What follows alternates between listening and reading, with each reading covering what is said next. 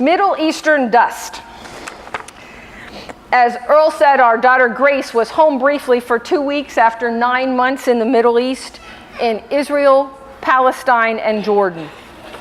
She worked with a conflict resolution center alongside Christians who are descendants of the early disciples. And near the Jordanian border between Syria and Iraq, she taught Syrian refugees at a school run by a local Jordanian church. She returned Wednesday to Israel, Palestine for another year as a United Methodist young adult missionary. When she arrived home late that Wednesday night, there was brown dust embedded everywhere. Clothes, shoes, backpacks, even her feet. Scrubbing and soaking, not merely washing, was required. And yet Grace will tell you that she had a mountaintop experience in those dusty valleys. Following Christ's missionary call necessitates getting our feet filthy and our sandals dirty. Getting the grit of life embedded in our lives and in our hearts. Discipleship is messy and dangerous, life-giving and risk-taking. Our gospel text this morning is the heart of Jesus' missionary discourse to his disciples in Matthew 10. The chapter began with the traditional naming of the 12 disciples. 12 corresponds with the 12 tribes of Israel and point to a reconstitution of the people of God. And then he gives them their instructions, their travel plans, their mission. They are to do the work of Jesus as they are given the authority to speak and act in his name. They continue doing the same deeds of power and preach the same message of good news that the kingdom of heaven has come near. They are charged to cure the sick, raise the dead, cleanse the leper, and cast out demons. They are to travel light and live simply. When the message of Christ is well received, they are to stay and to share among the householders and the villagers. If they are not well received, they are to shake the dust off their sandals and continue on to another home or another community. For there is so much to do and no time to waste. Jesus then warns them about the fate that awaits them, calls them to courageous confession, and delineates the cost of discipleship. Following Christ is messy and dangerous and requires courage and commitment. Jesus recognizes that fear will cause the failure of the discipleships.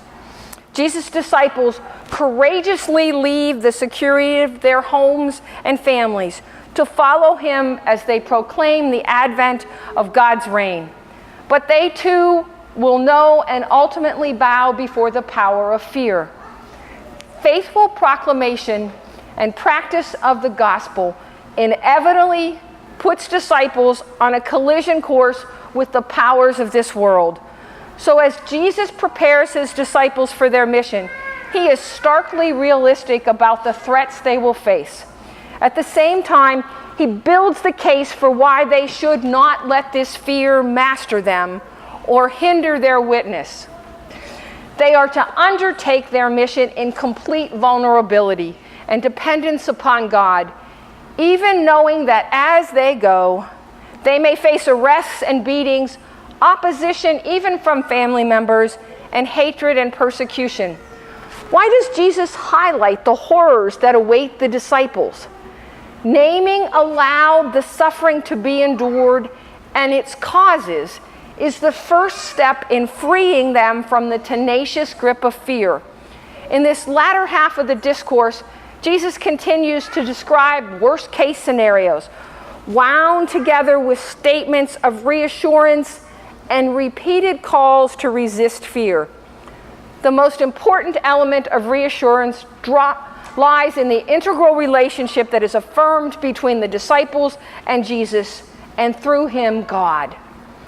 Therefore, do not fear is the dominant recurrent message in our text.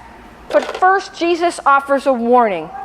Whatever fate awaits teachers or masters also awaits their disciples. If the religious elite of the day called Jesus the Prince of Demons or Beelzebub, the disciples should be ready for a similar response. So have no fear of them. They must rise above their natural fear of their opponents and be faithful to their calling as evangelists of Jesus Christ. It's often said that persecution is good for the church. When not beleaguered by outside pressure, the church tends to slip into a comfortable religiosity that takes all too lightly its commitment to Christ and his purposes for this planet. With the continued increase in secularism, the day may come when Western Christians will experience the hostility that is now common for Christians in many parts of the developing world.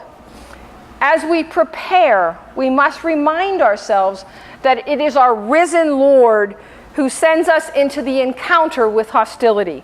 He suffered himself and left us the example of how to follow in his dusty footsteps. The claim that whatever is covered up will be uncovered, and secrets made known, arises from the disclosive power of the gospel, in which the disciples participate through the means of their mission. Their simplicity, vulnerability, and dependence on God demonstrates the reality of God's presence and character in the face of the world's claims to possess real power. Even though doing so will bring suffering, the gospel must now be proclaimed in the light and from the housetops. For the gospel proclaimed and lived is the most powerful tool at the disciples' disposal against the powers of this world. The threat of death, the threat of mortality, the threat of returning to dust is maybe the most powerful form of fear. Yet Jesus' next expression of reassurance addresses this fear directly, yet with irony. The right to kill is one of the chief props in the facade of human political power. Jesus admits that humans exercise this power, but notes that they have power only to kill the body, not the whole person. God alone can destroy both body and soul. God alone, therefore, is the one that we should fear. This claim represents God's power as surpassing, but similar in kind to that of human rulers. And then Jesus reassures the disciples that God is not, in fact, like the political earthly powers, for God knows and cares even for the sparrows that are sold for a halfpenny. God knows even the number of hairs on our heads better than we do. The threat of violence and death are real concerns for the disciples, but no longer the determining force in their lives. For the one who has ultimate power over our whole being exercises that power with mercy and love. Those comforting words again encourage the disciples to remain firm in their commitment to Jesus and his mission, even when that mission generates inevitable conflicts, even within their families.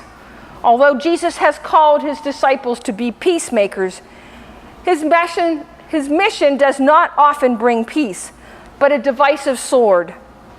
So long as the powers resist God's rule and will, the very act of peacemaking, as Jesus' ministry demonstrates, generates divisiveness and violence.